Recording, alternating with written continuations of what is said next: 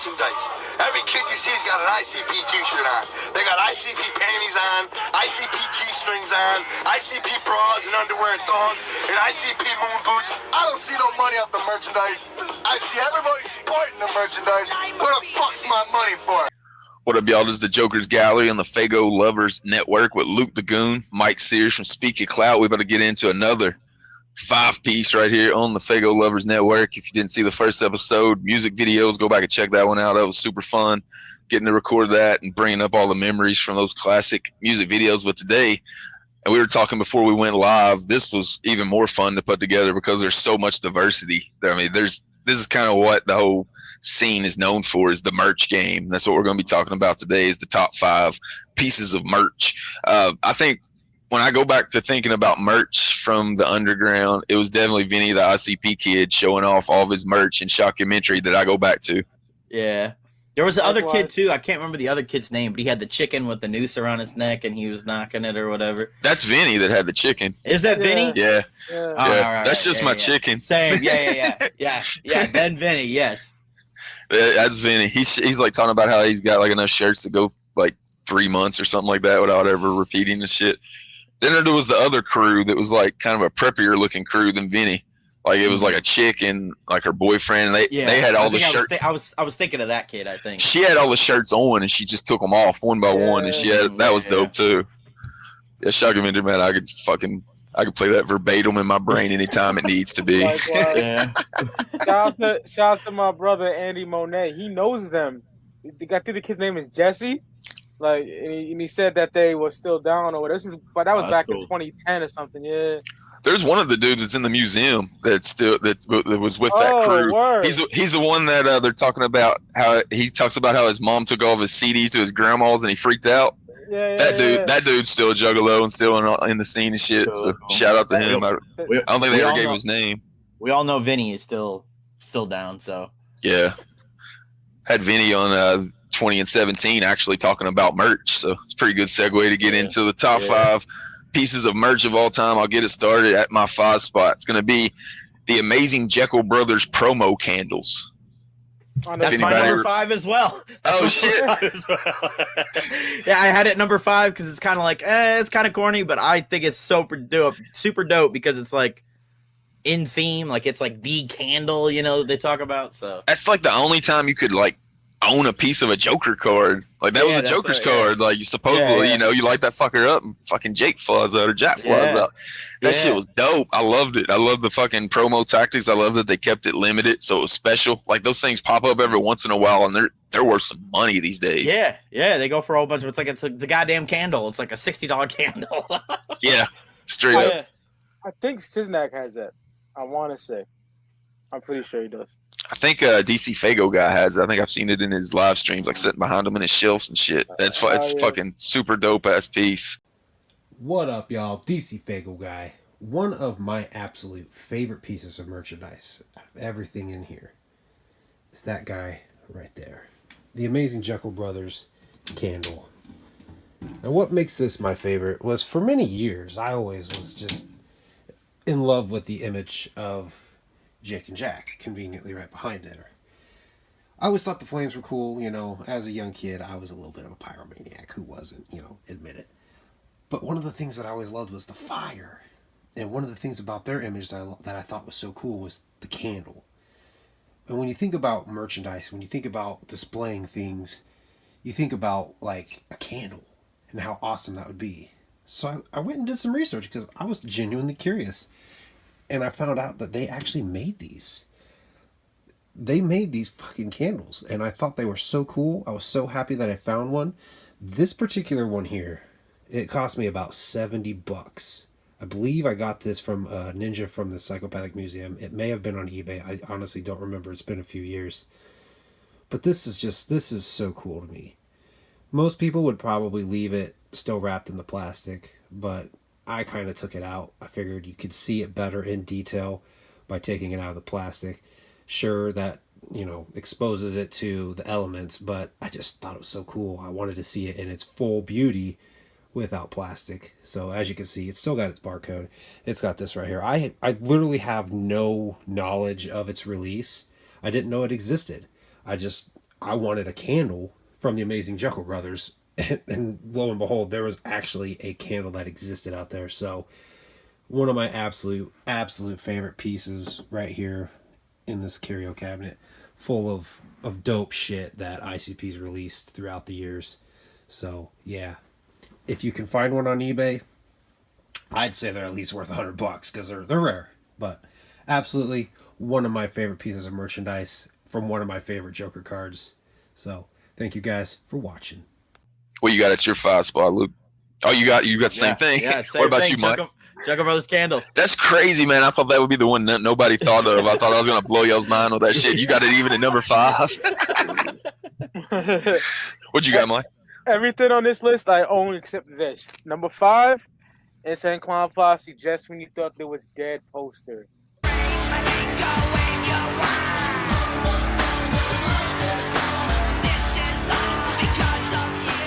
Man, was that 97?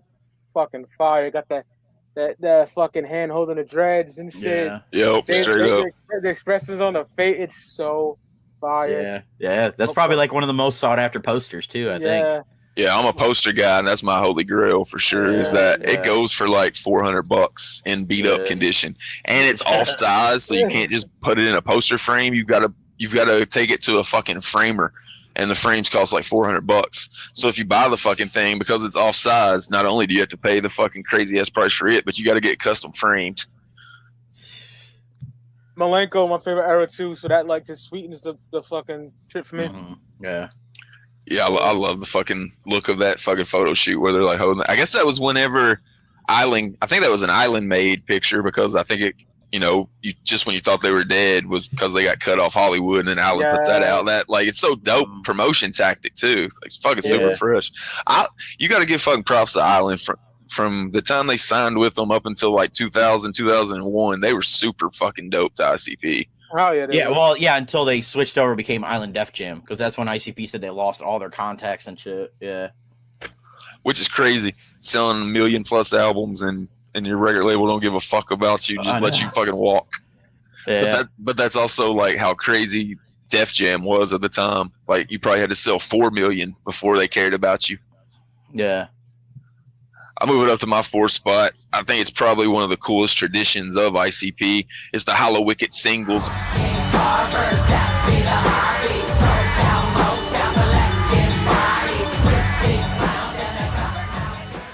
I wasn't going to specify just one. I guess if you're going by value, it'd be Dead Pumpkins, that fucking first pressing of the cassette that only the ninjas that painted up their face got. But just the Hallowicked singles, just that they do it every year. The first time I went to Hallowicked, I got Pumpkin Carver. It was the first time that I got to hear like Twisted on something besides that freestyle they did, $85 an hour. Mm-hmm. So I hold the Hallowicked singles near and dear to my heart. They're super fresh, just the ideal, and that they stuck with it this whole time. They haven't missed one ever. Yeah, the first one I didn't go, but we got it somehow, bro. This is one of those like magic things that you like just it happened to come into our was Pumpkin Carver. That's still one of my favorite Hallowicked songs ever. Because I like Cottonmouth Kings, unlike Mr. Sears down there, and then Twisted. It was just like the perfect marriage of all. It's such a cool song too. That's Saint Dog Cottonmouth Kings though, so might like that shit because that's more like Rage Against the Machine than fucking My Weed's Really Good. It's like political. Like fucking Saint goes on and it's punk rock. It's not fucking hip hop beats and My Weed's Good fucking tracks. So, and like I said, the only time I'd heard Twisted previous to that was $85 an hour because Most Tasteless it was only available locally in Detroit whenever I had heard that. So, and Twisted schools it, like even like Jay cuts them off, like, no, this is my track. You're fucking being too fresh. And like hearing them be that good on that track, I was like, man, I gotta find this album. Yeah. That's It's crazy, man. Like if you weren't around pre-internet days, you don't know how it was. Like you didn't hear fucking bands. Like the first time I got to hear Twisted after hearing them on fucking Forgotten Freshness for like 6 months was just a random fucking Hallowicked track, and I was like, holy shit.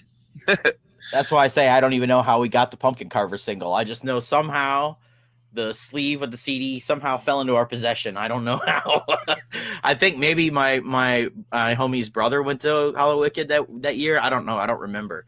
I just remember. Have you ever tried to listen to the interview that's on there, like the second track of that? I might have. It would have been like heard that. It would have been like 20 years ago. You know what I'm saying? Like it would have been a long time ago. It's an interview with Violent J, but the echoes are turned up so bad you can't really understand what the fuck he's saying. Like it would take fucking hours to translate what the fuck he's saying. I'm sure somebody's probably done it on YouTube, some juggalo or something. But like it's echoed and then like echoed and echoed and layers of echo, so you can't really fucking tell what he's saying. But that's terrible. That's what it is. That's what the interview, the second track of Pumpkin Carver was. I thought that was always pretty funny. We got to the 4th spot. Number 4 is the ICP Play With Me action figures. Bro. Those were, is that the same? Yes.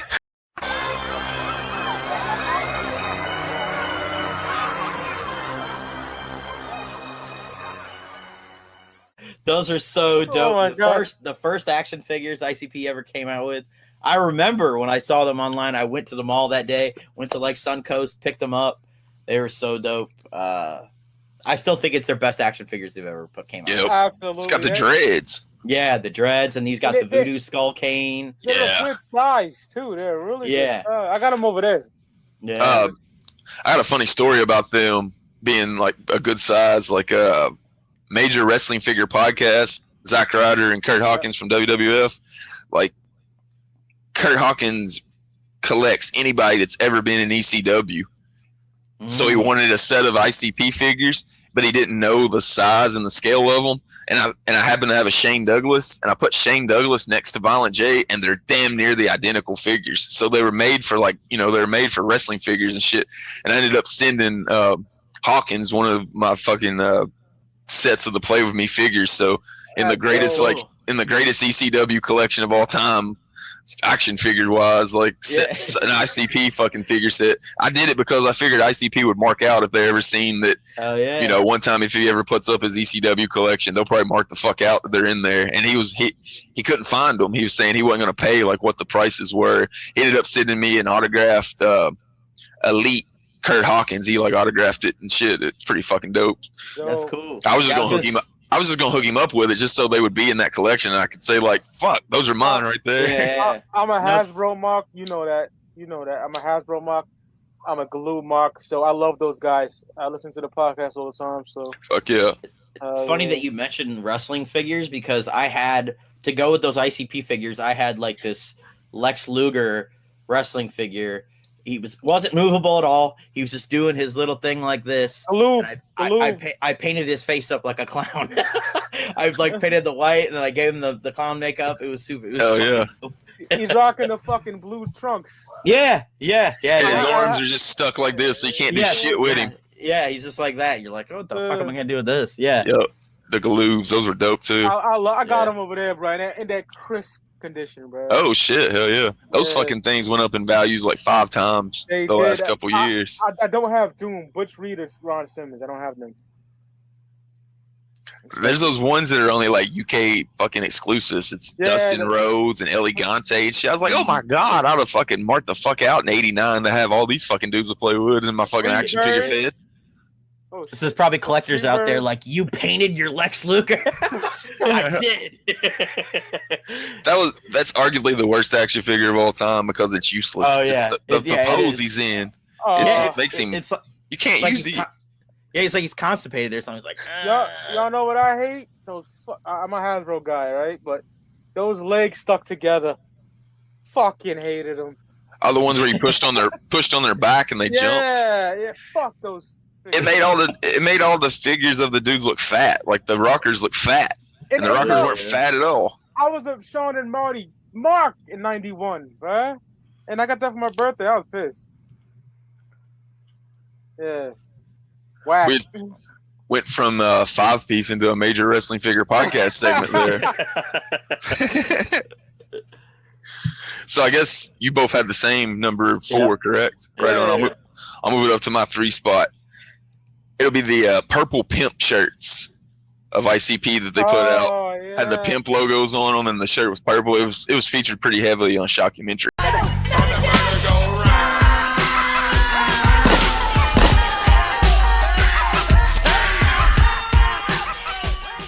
I'm a fan of non-black shirts because black shirts are just everywhere. It's hard to find colored shirts, especially back then.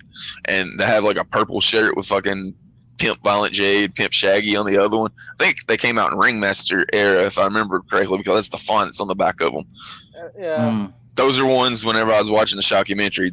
That's the shirts that I said, man, I gotta get those. Fuck yeah. Dope. All right, yeah, my number 3 is the amazing Jekyll Brothers Flames jersey.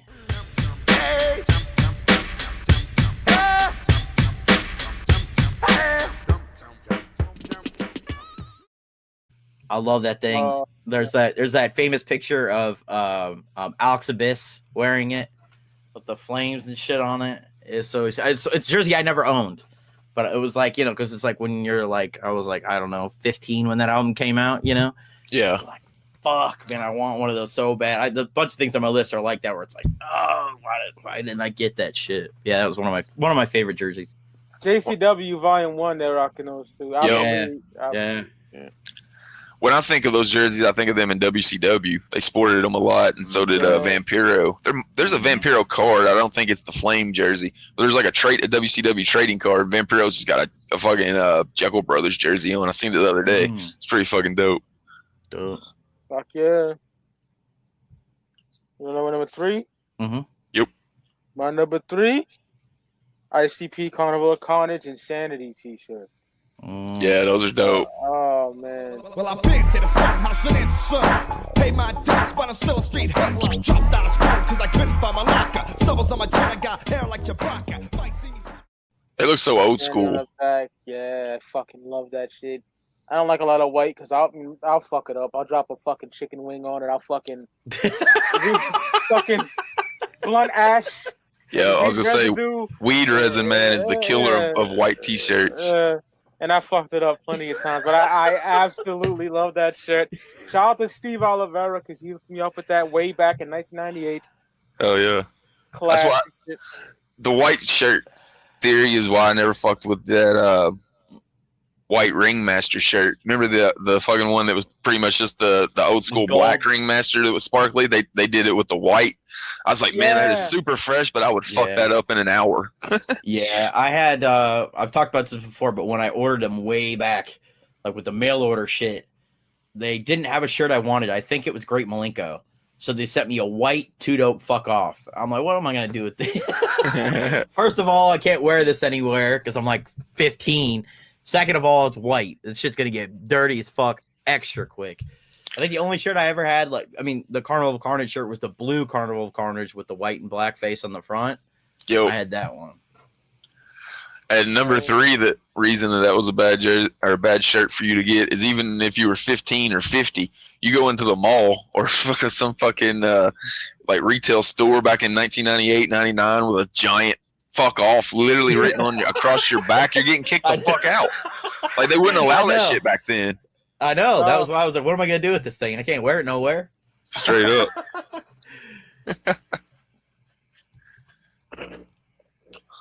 We have the 2 spot now. Yeah, number 2. Sir. This is one that Luke knows well. Anybody knows Luke the Goon's fucking YouTube channel. It's going to be the Forever Faces. That's my number 2 as well, bro. Dope. You'd think it'd be my number 1, but number 1 is extra special. And I actually, because it was going to be Forever Face, I picked a specific one. And that was the Astro 2 Bloody. Yeah, the Bloody variations are some of my favorites. Yeah, this one, especially because when they made them, you probably won't be able to see, but they made these real thick. And with the 2.0s, the thicker they are, the better. So, yeah, rather than cheat and say, oh, all the Forever Faces, this would be the specific one.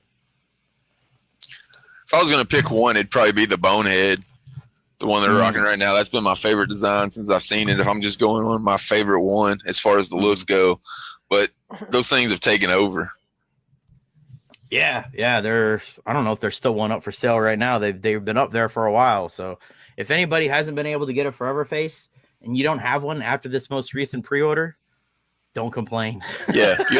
There should be no comments. No reason to complain anymore because this one's been up for like 3-4 days, maybe a little bit longer. It's been a week. It came out on Tuesday Night Terror.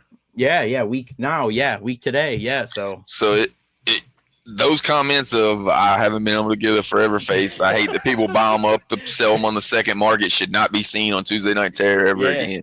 Yeah, definitely not. Because you had a fucking week.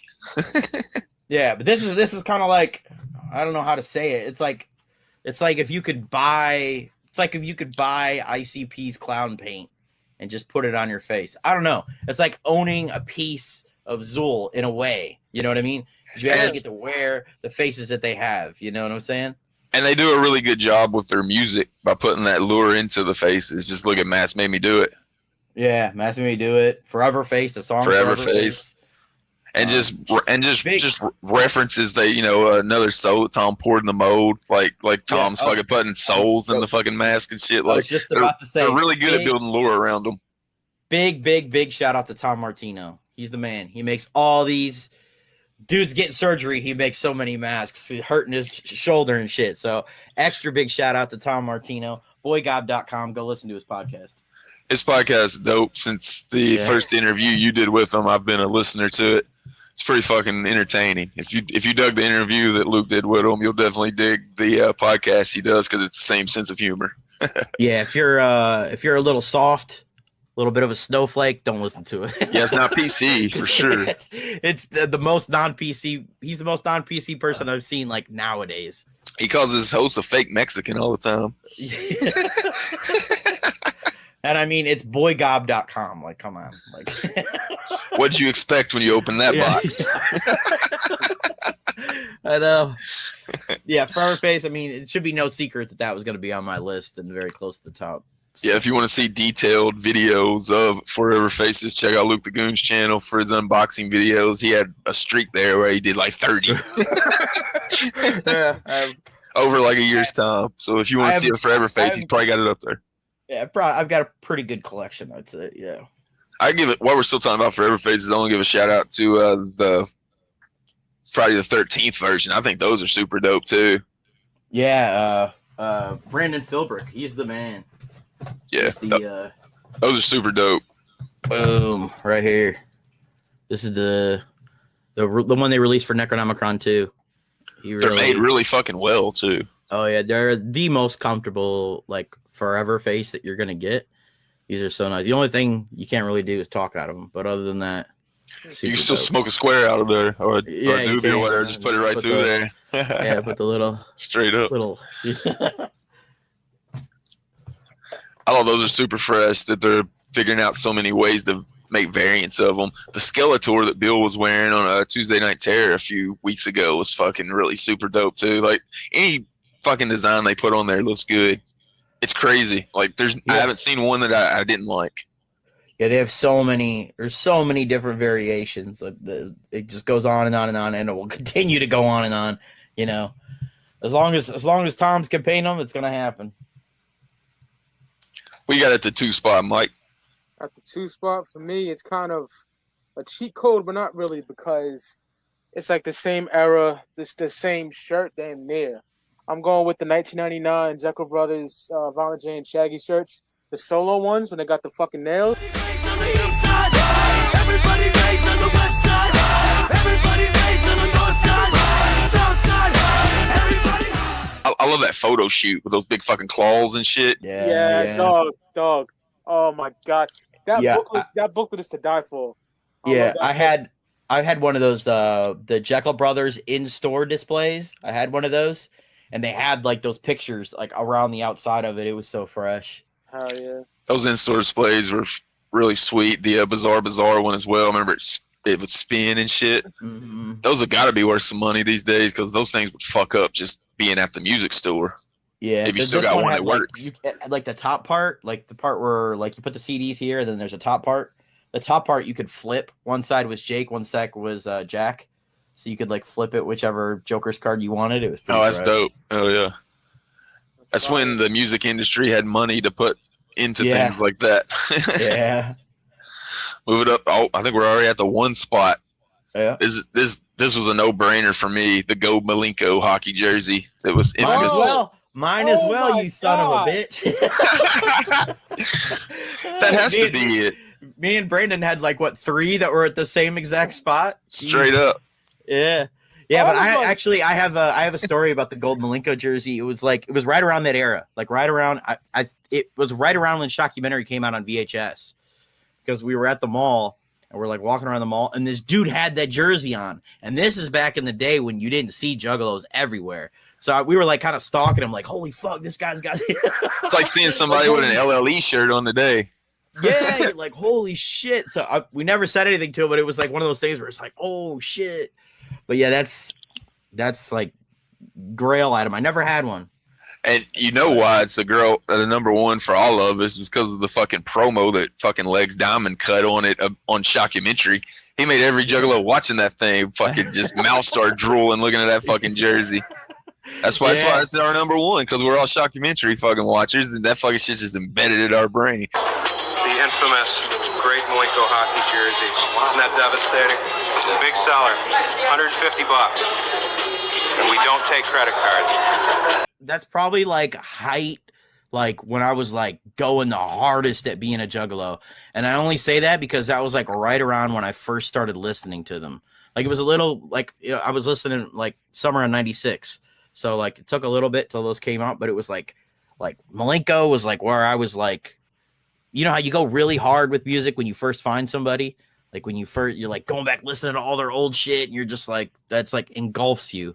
And that's where I was at, like right around when Malinko first came out, or like around that era, was like, oh, like everything, like going to the internet, going to the library to use the library internet and looking at shit and everything else. You know what I mean?